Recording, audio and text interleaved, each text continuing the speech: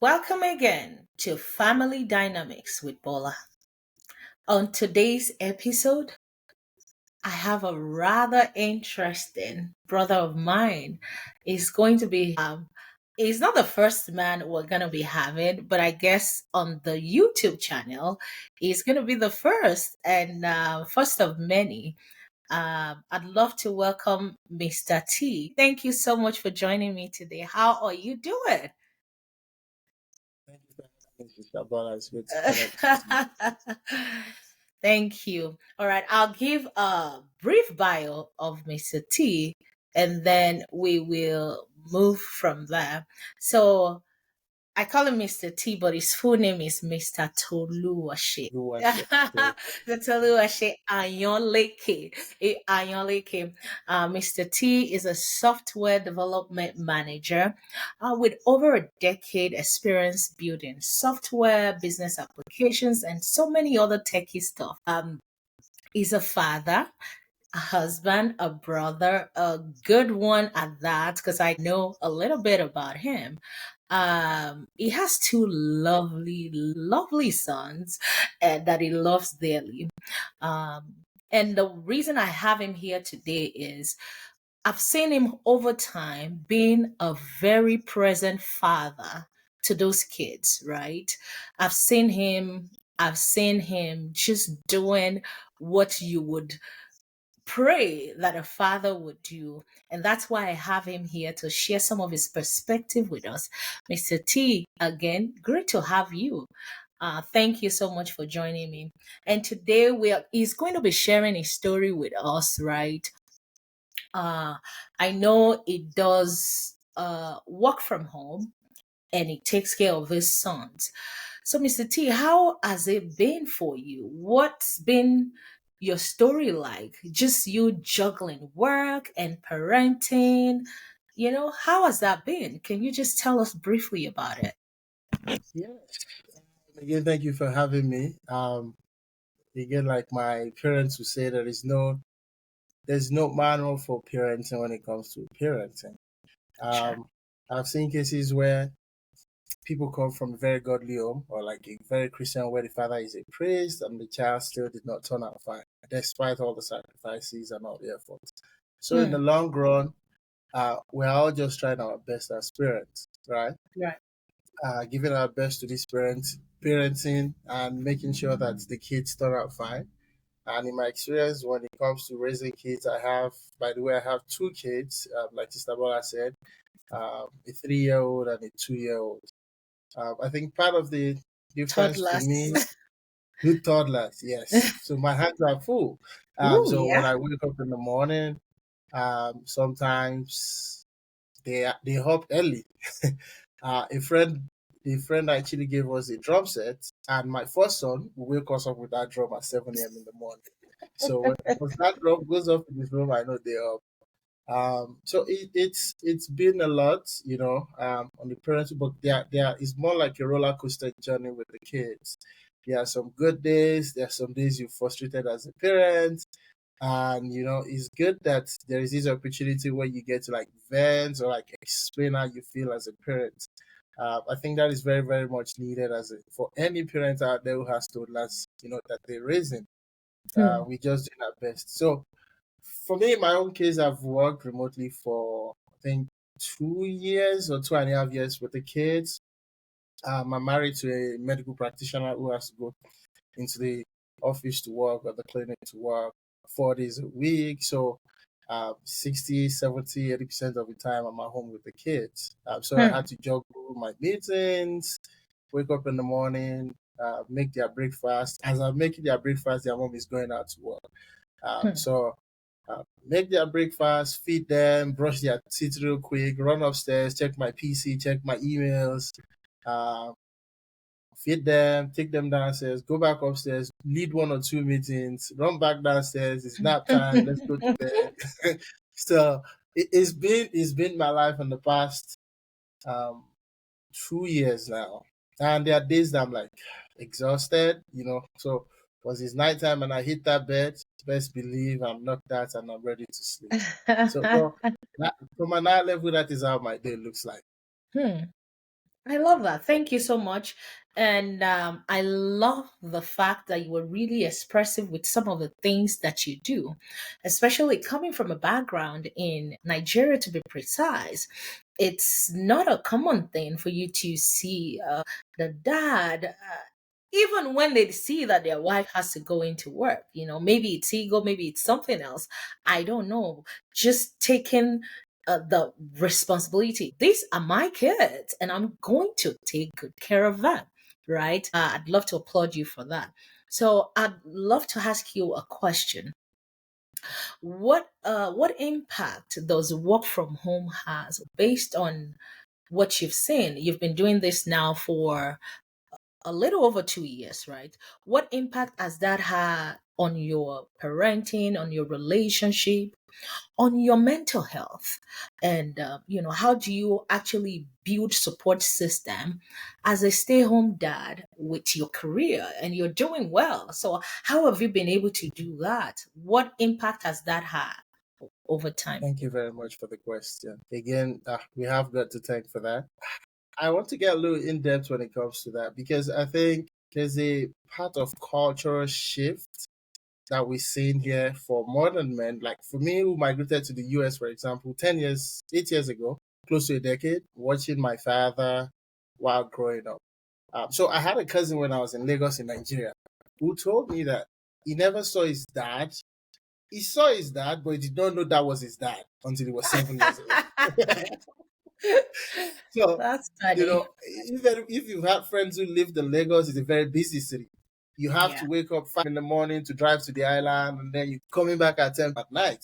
When you're coming back at 10 p.m. at night, the kids are already sleeping. So you have a Mhm. case where my cousin said, I didn't know this man. I saw him coming on Saturdays, on Sundays, and I thought it was one of our uncles or some cousins, right? Oh my Until he was 7. So the benefit I think for me as a parent is getting to see my kids grow, being present in their life, and being not just present but being active in their life. Hmm. And again, I think it also comes to how one is raised up. I think Hmm. we're more in a generation where we're trying, for most adults, you watch your parents, you look at their mistakes, you look at the things they did right, and you want to do right by your kids. And the Hmm. things you couldn't Yeah. change with your parents or with your siblings, you want to make it right with the kids, right? With your own kids. That is the opportunity to Yes. make things right. So for me, um, my father was very, very hardworking as well, but I saw not like my cousin. I saw my father growing up, right? But it wasn't the sort of way where he had to work from home. He would go in the morning and come in the evening, right? So I Hmm. like the fact that I'm very present to see them grow and be there for them. But when it comes to the mental health side, again, I said there are days that are frustrating. Like 2 Sundays ago, the kids are ready, they're taking their baths, we bath them, clean them up. 2 minutes to drive out, I'm strapping them in the back seat. And then one of them is like, Daddy, I need to go to the toilet. 2 minutes to drive out, right? So yeah, there Yep. are a lot of frustrations here and there, but I think there is also a good part to it, right? Yeah. Last year, for example, I had a meeting and the meeting was good. The teams were frustrated. We had tried to launch something on the software we're building and it wasn't working out. And I was frustrated because I was very, very involved in managing that team, sort of in deploying this project. And I literally just finished the meeting and I went downstairs and I picked up my second son and I just hugged him. So they have Mhm. different personalities. I just hugged him, Mhm. and there was this relief that I felt just holding him, and the Mhm. little boy just also hugging me like that, and Mhm. it was like the stress that I'd gone through for the past 8 hours was not just there. Mhm. So I think those are the parts with the mental support. It might be minute, but for me, I think it helps me a lot. When I finish my work and I'm very stressed out, I just pick up one of the kids, especially my second son, who is the touchy one. So there's that part. And then having a supportive spouse, right? I think Mhm. in the West here, like Africa where I grew up, there was a lot of support. There were aunts, That's there were true. neighbors, your parents can put you in the neighbor's house and they go That's where they need to go. And, there was that trust back then, right? these days in the US or in the West, we don't know our neighbors, right? You don't know the next person living to you. So there is that cultural shock, at least for me, that I had to, when it comes to human interaction, that I had to experience. I schooled in the UK as well before I moved to the US, and I look at the three different cultures with Nigeria and Africa, where I come from, Mm. and looking at how my kids are growing up. It's a complete different shift, right? Yeah, As I much as they probably have it way better than me when I was young, right? I experienced that childhood, go out with no fear that, okay, somebody's going to kidnap the kids or something like that, right? So yeah.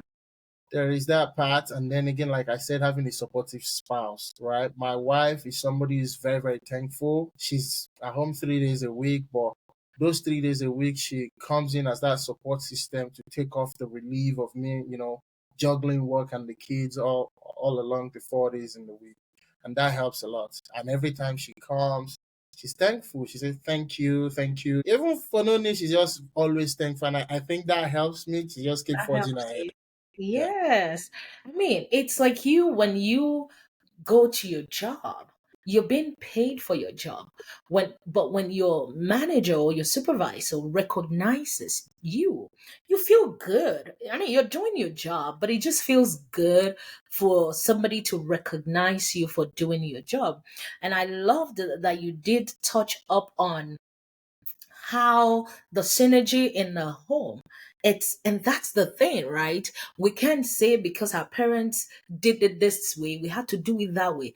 You have to just find what works for your family. Your job is able to let you work from home, but your wife's job is not able to. Some men, maybe because of ego, they might be like, well, it doesn't matter, I'm not gonna take care of my child and all that. And it's just really, it's refreshing to see that perspective. And you did mention something about your kids having different personality, right? So is it possible for parents to love their kids equally when you have more than one, like you have in your situation? And tell us some of the peculiarities um, of you just raising young boys. Awesome. Thank you very much for that question. Before I get to that, I just wanted to touch base on this quickly.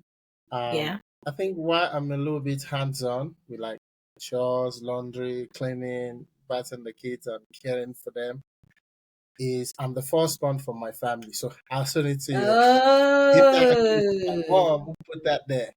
So because you can raise 5 kids and the 5 kids won't be the same, right? absolutely. So for me, I Absolutely. think that helped a lot while I Mm, was young. Um, when we're growing up, so out of a family of six. I'm the firstborn among four siblings. I mm. have only one sister, and we will normally tell my mom when it's like time to cook, like, "Mom, tell mommy to go do the dinner." And she's like, she says it in our adage that, "Oh, you nothing ruka" in Yoruba.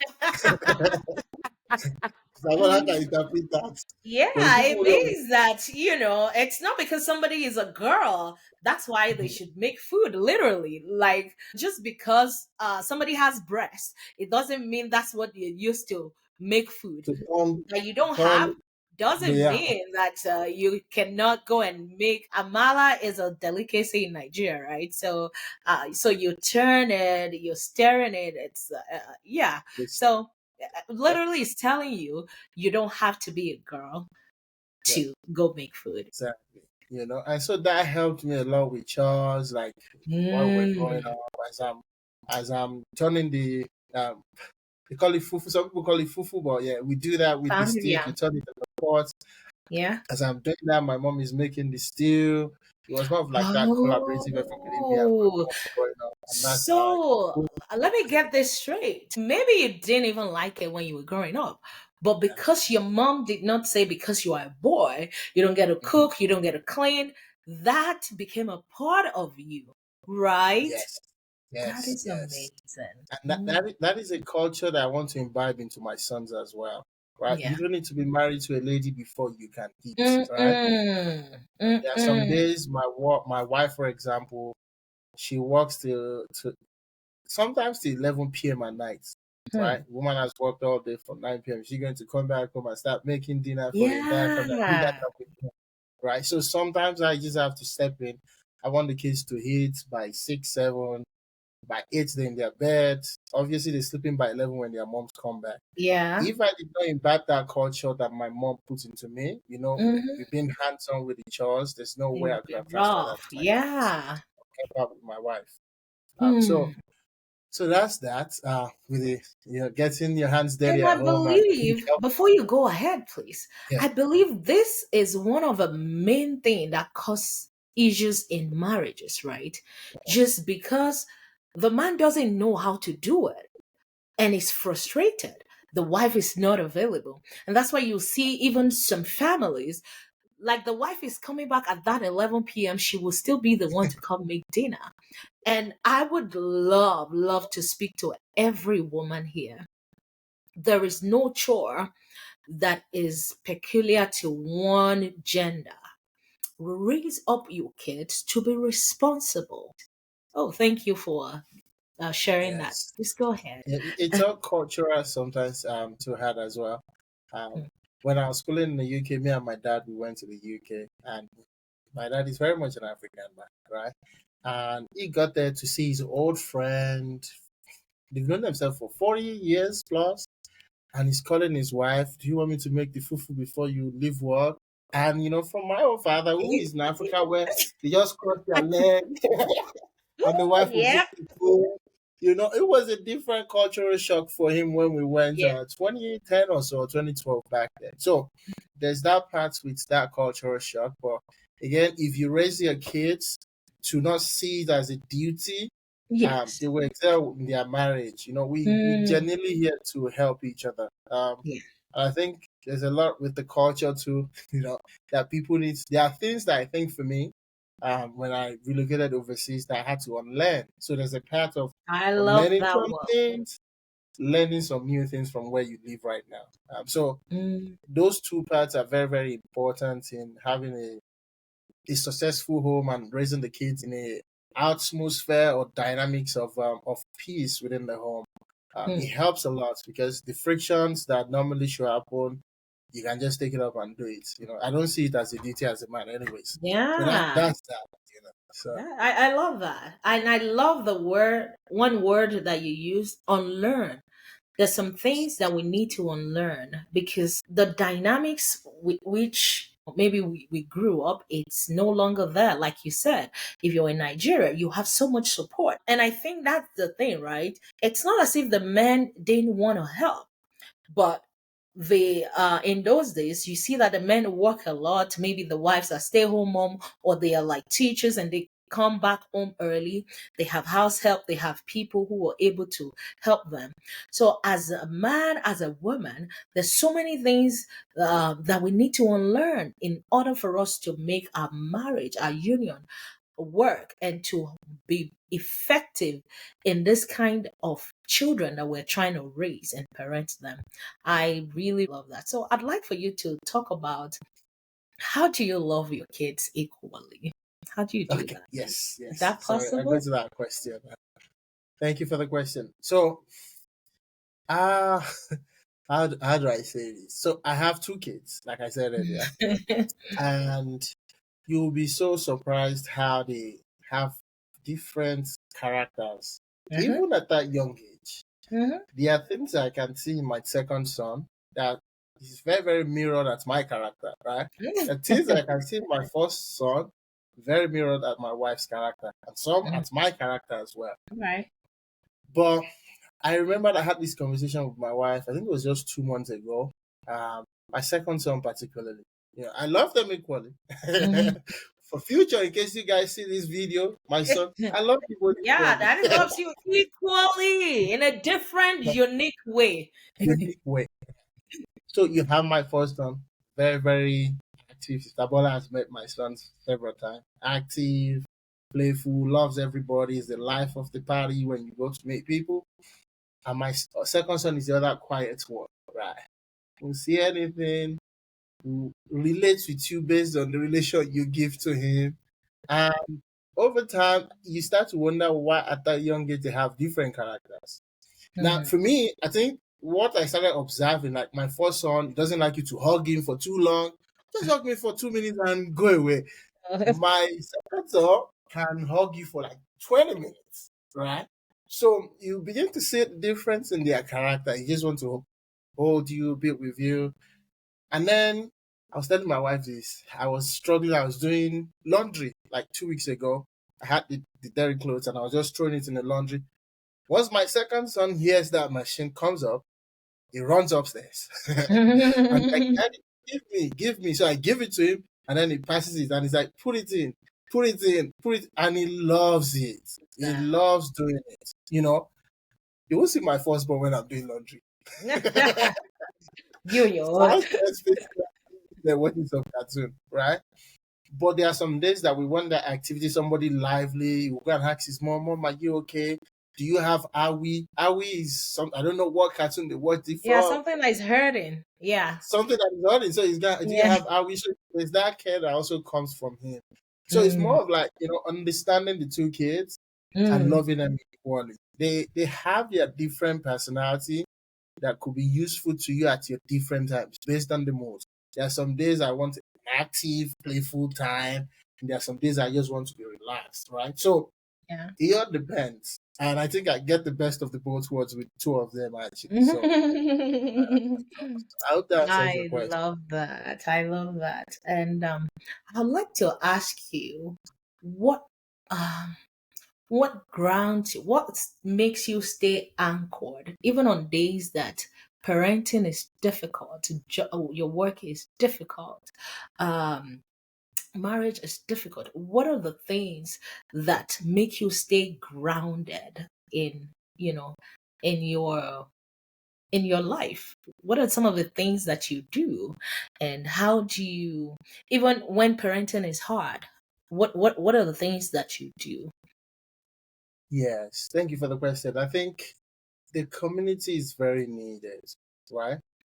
Mm, Apart from having a spouse, you need that community. If it's church, mosque, whatever you believe in something, it mm, helps you go a long way when it comes to that part, right? And I think that community has been what has helped me mm, majorly um, to be able to keep my head up. There are days that I feel stressed out, mhm. right?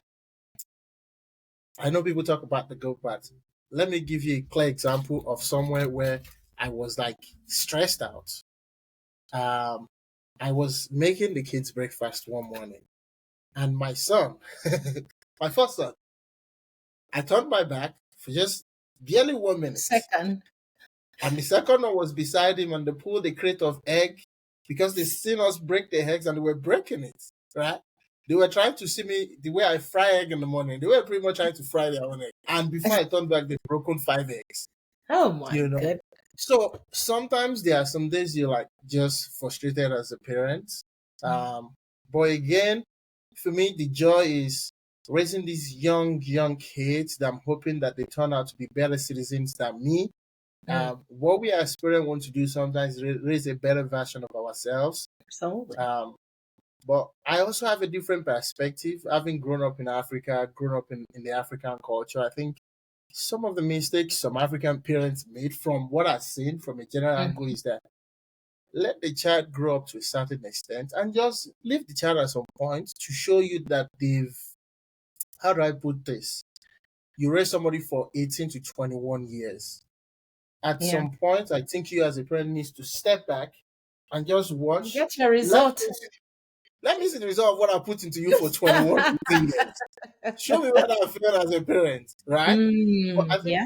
in some cases with the African culture, the parents just want to be there in the kids' business even when they are adults. Mm, And there's the different types of raising kids. Uh, my parents are lovely parents. When we had our kids, they visited both of us. My father from my wife's side, from my parents' side.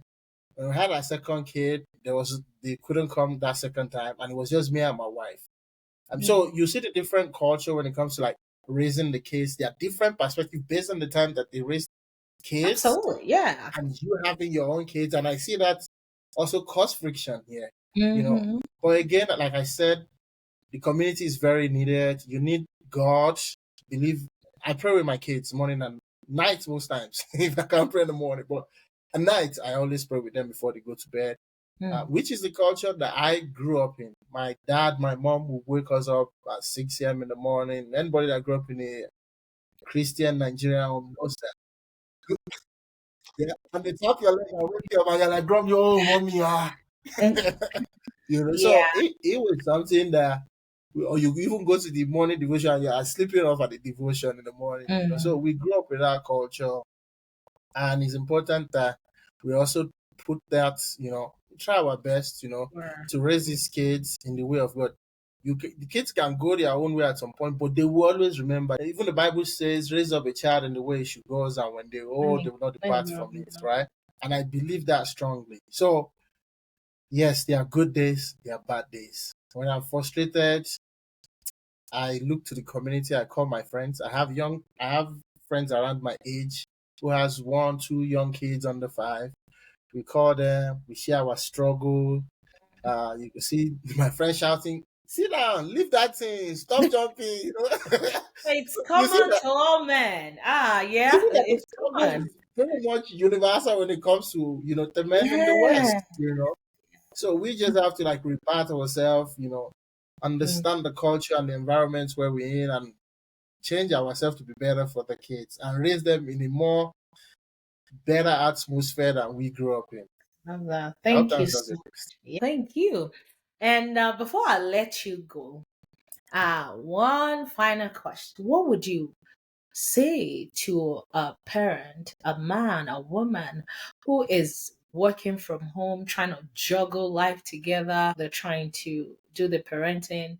What would you, in a few words, what would you say to them to encourage them? Thank you, Sister Bola. I think having a kid is not a problem like some of the culture out there wants you to believe. Hmm. I'm seeing a lot of people who are 45 in their late 30s. Now, there's some people who deliberately just don't want to have kids that I've met. Right. We live in the West, Tabola, I'm saying the Yeah. truth. Oh Right? yeah. Yeah.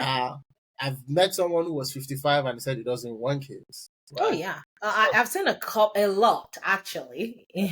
so Like yeah, yeah, no, I don't.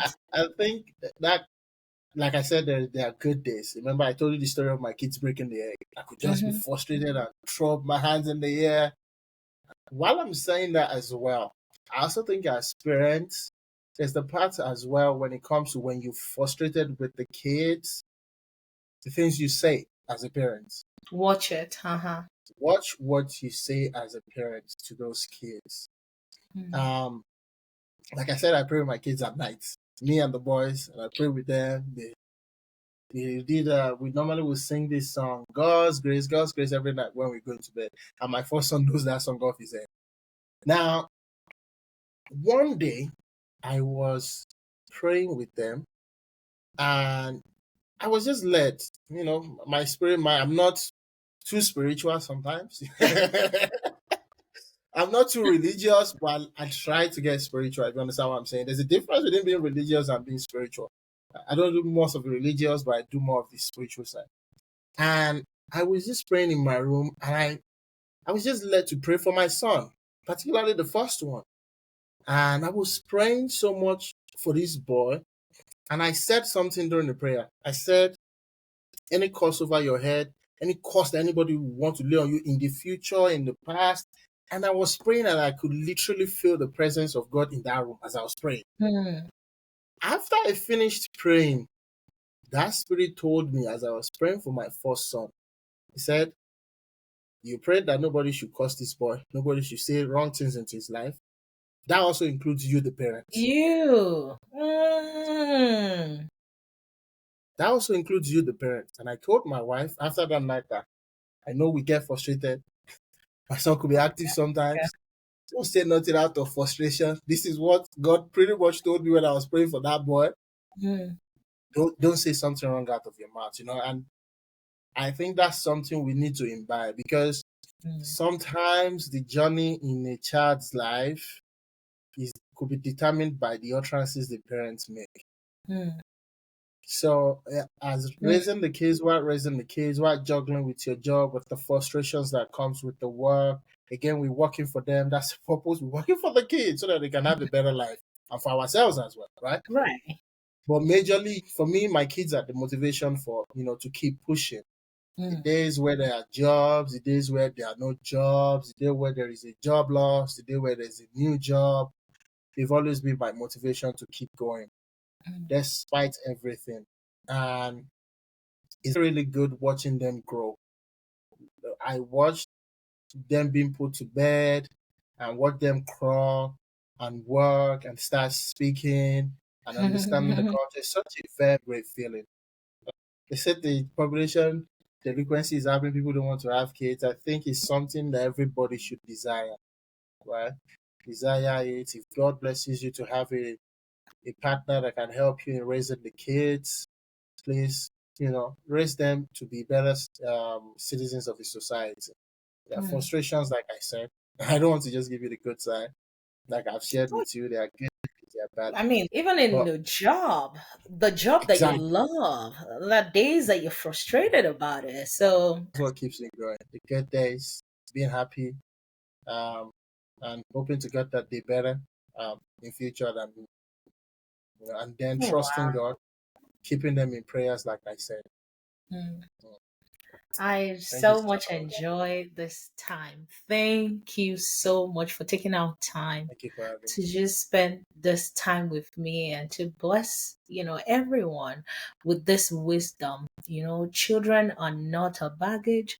Days where you feel frustrated, watch what you say to them because words don't die and your words are very powerful. You can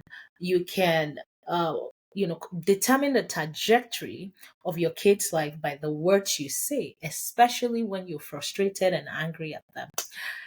Ladies and gentlemen, do you want to give a round of applause for Mr. T for me? Thank you, Mr. T. I'm so Thank you grateful for having for you and for your time.